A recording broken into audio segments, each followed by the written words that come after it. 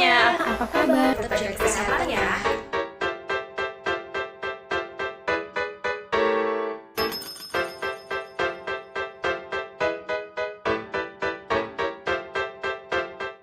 Pada video kali ini, aku akan mengajak teman-teman semua untuk membicarakan tentang pajak penghasilan. Ngomongin tentang pajak penghasilan, pasti langsung ingat dong sama jenis-jenis pajak penghasilan, seperti PPh pasal 21, pasal 22, pasal 23, pasal 24, pasal 25, pasal 26, pasal 28A, pasal 29, dan PPh final pasal 4 ayat 2.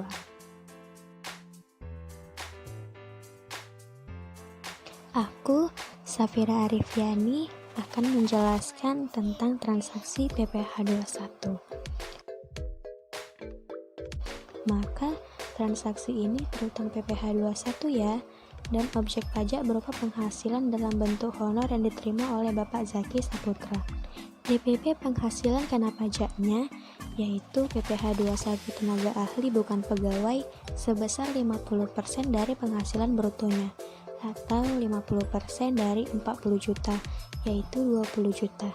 Dan tarif pajak sesuai dengan pasal 17, yaitu 5%. Sehingga PPh 21 terutang sebesar 1 juta didapat dari 5% dikali 20 juta. PPh 21 dipotong oleh pemberi kerja, yaitu PT Surya Kencana. Karena PT Surya Kencana sebagai pemotong, maka akan dicatat sebagai utang pajak PPh 21. Sehingga pencatatan jurnal transaksinya sebagai berikut. Sehingga kas yang dibayarkan perusahaan kepada Bapak Zaki adalah sebesar honor setelah dipotong pajaknya ya, yaitu 39 juta. Dan perlu diingat bahwa PT Surya Kencana perlu menyetorkan ke kas negara. Maka tanggal 10 April 2019, PT Surya Kencana menyetorkan pajak ke kas negara dan mencatat jurnal sebagai berikut. Perkenalkan, saya Caroline Srejeki Sukma akan menjelaskan transaksi PPh potong pungut pasal 22 pada kasus PT Surya Kencana. Yuk kita simak baik-baik. Nah, atas transaksi ini, PT Surya Kencana terutang PPh pasal 22 dengan objek pajaknya pembelian oleh bendahara pemerintah. Nah, untuk mencari DPP, kita cukup menggunakan harga pembelian. Apa itu DPP? DPP adalah dasar pengenaan pajak.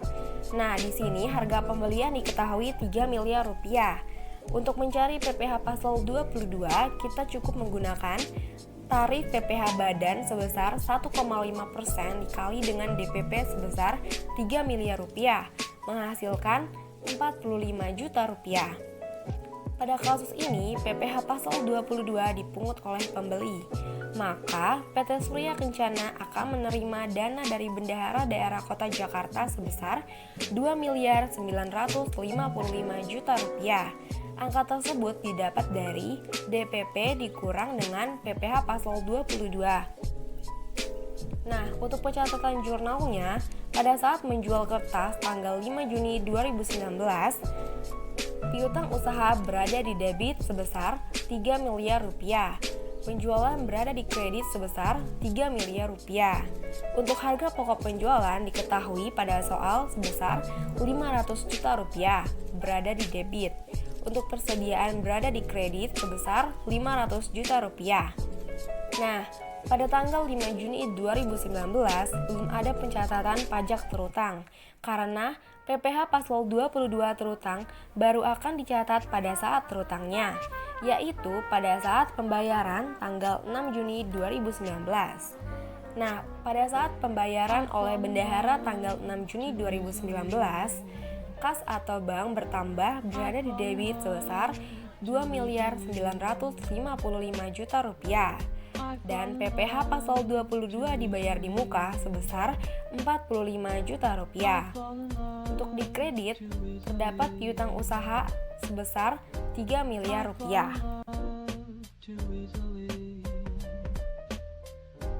Hai, saya Jenny Belsi Tompul akan menjelaskan PPh potong pungut pasal 23 pada PT Sinarmas.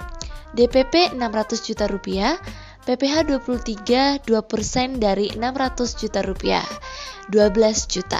Dipotong oleh pemberi penghasilan, artinya PT Surya Kencana sebagai pihak yang dipotong sehingga akan mencatat pajaknya sebagai PPh 23 dibayar di muka.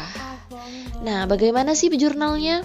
Jurnalnya pada tanggal 10 Juli 2019, kas bank sebesar 588 juta rupiah dan PPh 23 dibayar di muka sebesar 12 juta rupiah pada debit. Nah, kreditnya pendapatan jasa sebesar 600 juta rupiah. Kas bank didapatkan dari imbalan jasa setelah dikurangi pajak.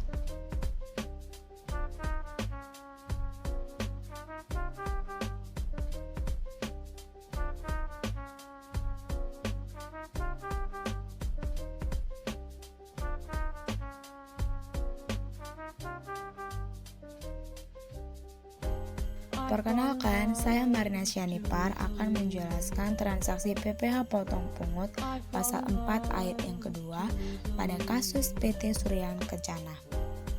Berikut adalah soalnya. Nah, dapat kita ketahui bahwa DPP-nya sebesar 100 juta rupiah dan PPh pasal 4 ayat yang kedua sebesar 10 juta rupiah, di mana 10 juta rupiah itu didapat dari DPP dikali dengan 10%. Maka kas yang akan dibayarkan ke PT Kembang Gula adalah sebesar 90 juta rupiah, di mana 90 juta rupiah itu didapat dari 100 juta rupiah dikurang dengan 10 juta rupiah atau DPP dikurang dengan PPh pasal 4 ayat yang kedua. Nah, pencatatan jurnalnya sebagai berikut. Pada tanggal 3 Oktober 2019, beban sewa berada di debit dengan jumlah 100 juta rupiah dan utang PPh pasal 4 ayat yang kedua berada di kredit sebesar 10 juta rupiah, kas atau bank berada di kredit sebesar 90 juta rupiah. Saya Cantika akan menjelaskan materi kasus transaksi terkait PPh pasal 26. Ketika menghitung DPP, gunakan kurs Menteri Keuangan. Sehingga beban royalti sama dengan $1.000 dikali 11.100 rupiah sama dengan 11.100.000 rupiah. DPP sama dengan penghasilan bruto sama dengan $1.000 dikali 11.200 rupiah sama dengan 11.200.000 rupiah. PPh pasal 26 sama dengan 20% dikali 11.200.000 rupiah. Hasilnya Rp2.240.000. Maka, kas yang akan dibayar ke Royal Service Ltd sebesar Rp11.100.000 dikurang Rp2.240.000 sama dengan Rp8.860.000. Maka, pencatatan transaksinya adalah sebagai berikut. Jurnal tanggal 22 November tahun 2019, beban royalti di debit sebesar Rp11.100.000, hutang PPh pasal 23 di kredit sebesar Rp2.240.000, kas bank di kredit sebesar Rp8.860.000. Jurnal untuk tanggal 10 Desember tahun 2019, hutang PPh pasal 26 di debit sebesar Rp2.240.000, kas bank di kredit sebesar Rp2.240.000. Saya Desi Natalia Barus akan menjelaskan transaksi PPh 24. Bisa kita lihat di sini ada ikhtisar penghasilan neto 2019.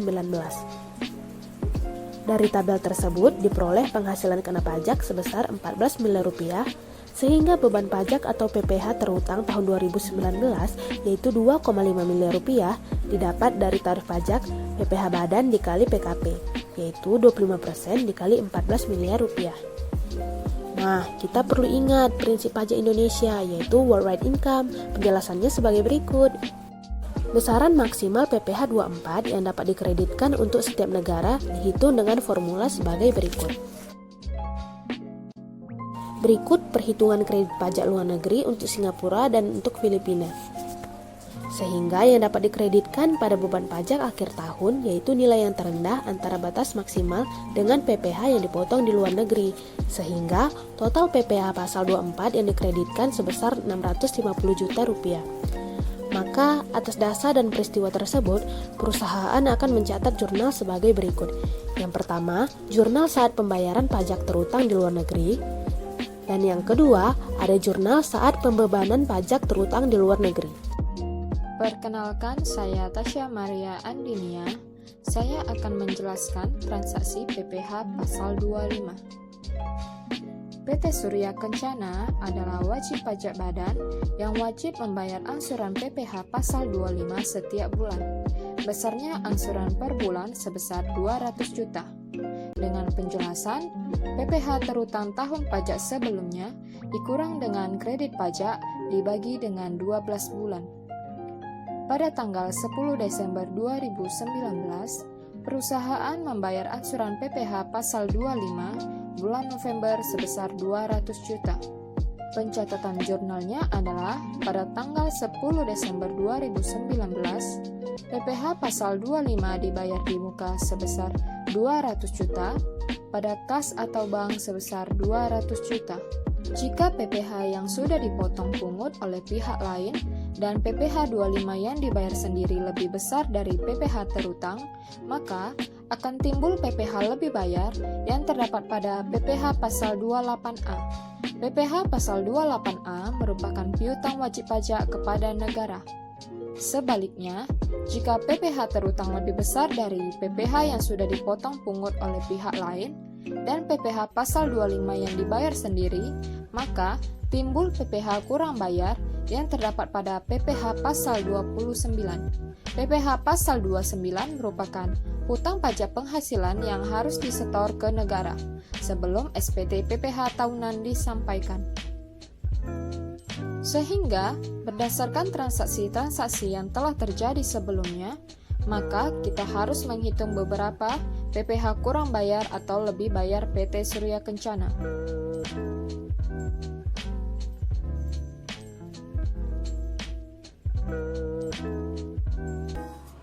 Nah, saya Siti Nurhaliza akan melanjutkan penjelasan dari materi sebelumnya.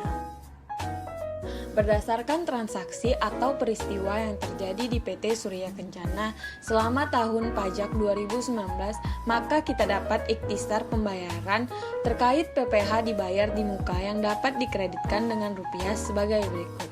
Kredit pajak tahun pajak 2019 berdasarkan transaksi sebelumnya, PPh pasal 22 dibayar di muka 45 juta rupiah, PPh pasal 23 dibayar di muka 64 juta 500 rupiah, PPh pasal 22 dibayar di muka 650 juta rupiah, PPh 25 dibayar di muka 2 miliar 400 juta dengan pembayaran 12 bulan kali 200 juta. Maka dari itu total kredit pajak 3 miliar 159 juta 500 ribu. Seperti diketahui, penghasilan kena pajak perusahaan tahun 2019 yaitu sebesar 14 miliar. Artinya PPh terutang tahun 2019 yaitu bisa kita lihat sebagai berikut. Nah, jadi setelah dihitung PT Pajak Baik ternyata ada kurang bayar sebesar 340 juta 500 ribu. Didapat dari yang bisa kita lihat di bawah sini. Maka jurnal akhir tahun untuk mencatat perhitungan ini jika yang digunakan itu standar akuntansi keuangan entitas tanpa akuntabilitas publik, yaitu beban pajak penghasilan 3 miliar 500 juta di debit, PPh 22 dibayar di muka 45 juta rupiah di kredit, PPh 23 dibayar di muka 64 juta 500 ribu di kredit, PPh 24 dibayar di muka 650 juta di kredit, PPh 25 dibayar di muka 2 miliar 400 juta di kredit, utang PPh 29 340 juta 500 ribu di kredit.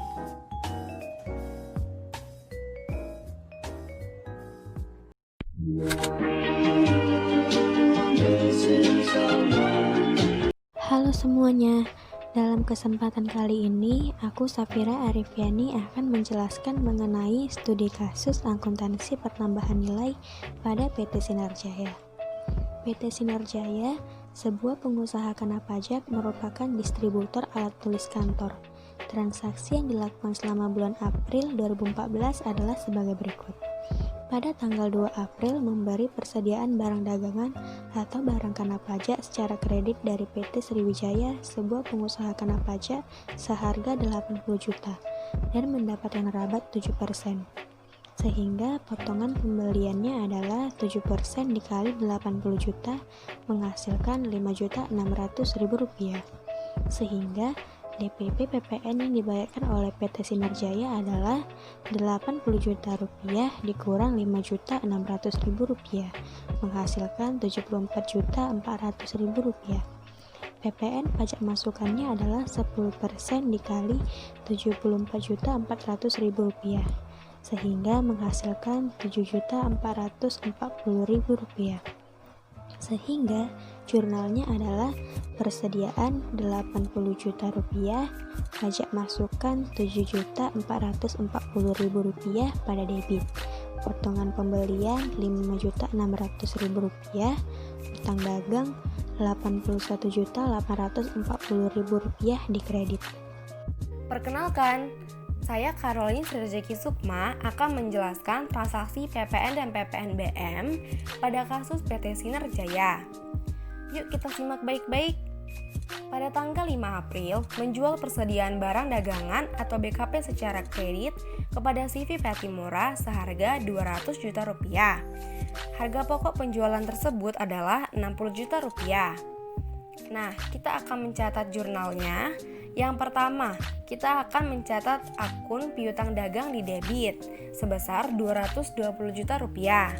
Lalu, akun pajak keluaran di kredit sebesar Rp20 juta dan akun penjualan di kredit sebesar Rp200 juta.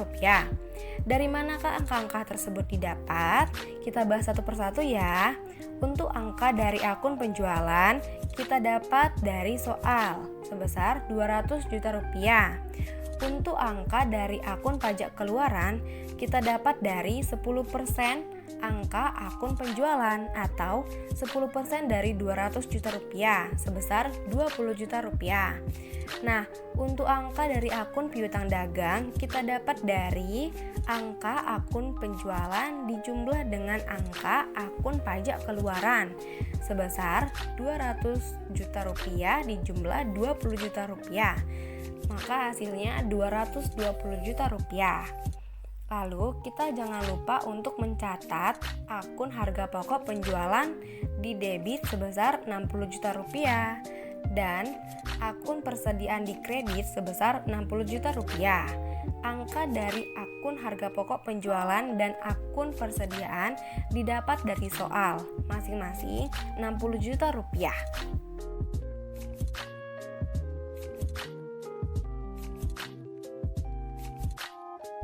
Perkenalkan, saya Marina Sianipar akan menjelaskan mengenai transaksi PPN dan PPNBM. Berikut adalah soalnya. Pada tanggal 9 April menerima retur atas penjualan tanggal 5 April kepada CV Patimura. Harga pokok penjualan yang diretur adalah sebesar Rp10 juta. Berikut adalah jurnal retur penjualannya. Retur penjualan sebesar Rp30 juta, pajak keluaran sebesar Rp3 juta, pada piutang dagangan sebesar Rp33 juta, dan persediaan sebesar Rp10 juta pada harga pokok penjualan sebesar Rp10 juta. Soal selanjutnya yaitu pada tanggal 10 April menerima pembayaran dari CV Patimura atas penjualan persediaan tanggal 5 April dan membayar sewa gedung untuk 3 tahun kepada PT Sukma sebesar Rp100 juta sebelum PPN. Berikut adalah jurnal penerimaan pembayarannya. Kas pada piutang dagang sebesar Rp50 juta dan berikut adalah jurnal pembayaran sewa gedung, yaitu beban dibayar di muka pada sewa gedung sebesar Rp100 juta, pajak masukan sebesar Rp10 juta, pada utang PPh pasal 4 ayat yang kedua 10 juta rupiah dan kas sebesar 100 juta rupiah. Perkenalkan, saya Siti Nurhaliza akan menjelaskan kasus jurnal akuntansi PPN dan PPNBM nomor 7. Pada tanggal 11 April, menyewa 1 unit genset dari CV Hakuna Matata PKP untuk 1 bulan dengan sewa sebesar 4 juta rupiah dibayar tunai.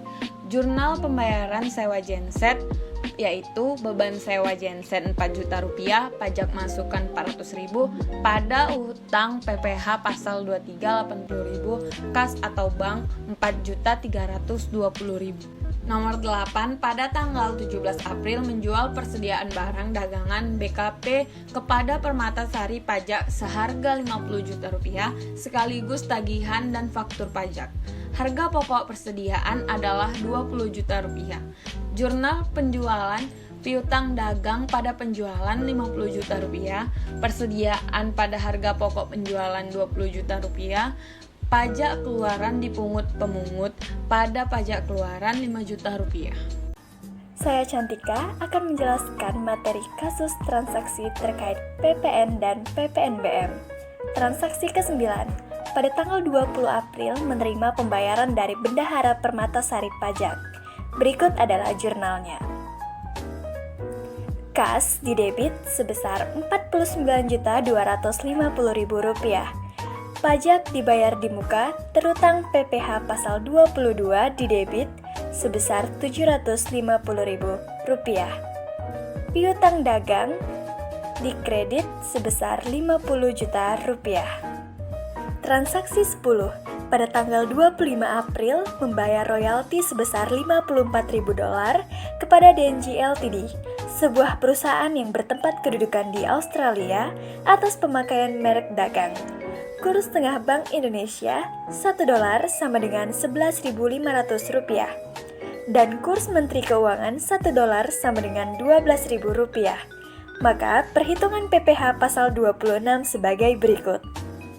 Hai, perkenalkan nama saya Jenny Bella Asita Sitompul akan menjelaskan transaksi PPN dan PPNBM. Pada tanggal 28 April, membayar gaji pegawai bulan April yang terdiri dari berikut. Iuran pensiun merupakan program iuran yang pasti dibayarkan ke dana pensiun yang pendiriannya disahkan oleh Menteri Keuangan. Dari iuran pensiun sebesar Rp8 juta sebesar Rp2.500.000 ditanggung oleh perusahaan, sedangkan sebesar Rp5.500.000 ditanggung oleh karyawan. Sehingga jurnalnya adalah beban gaji sebesar Rp102 juta, beban iuran pensiun sebesar Rp2.500.000, beban tunjangan transport sebesar Rp25 juta. Semua beban gaji, iuran pensiun, dan tunjangan transport pada debit. Nah, pada kredit, utang iuran pensiun sebesar 8 juta, utang PPh 21 sebesar Rp6.720.000 dan kas atau bank Rp114.780.000. Perkenalkan, saya Tasya Maria Andinia akan menjelaskan PPN transaksi nomor 12. Pada tanggal 30 April, menyetor utang iuran pensiun ke perusahaan dana pensiun. Jurnalnya adalah utang iuran pensiun sebesar 8 juta kepada kas atau bank sebesar 8 juta. Saya Desi Natalia Barus akan menjelaskan PPN dan PPNBM transaksi ke-13. Pada tanggal 10 Mei, menyetor utang PPh pasal 21, utang PPh pasal 23, utang PPh pasal 26, angsuran PPh pasal 25 sebesar Rp2.200.000, utang PPh pasal 4 ayat 2, dan utang PPN ke kas negara, di mana jurnalnya sebagai berikut. Untuk nominal-nominal di jurnal tersebut, kita bisa lihat di transaksi-transaksi sebelumnya ya. Kemudian, kita akan menjurnal PPN kurang atau lebih bayar pada akhir bulan. Jurnalnya sebagai berikut. Nah, dari jurnal di atas, diketahui bahwa PT Sinar Jaya memiliki PPN yang lebih bayar atas transaksi yang dilakukan pada bulan Mei. Sekian penjelasan dari kelompok kami. Semoga bermanfaat ya. Terima kasih. Terima kasih. Terima kasih.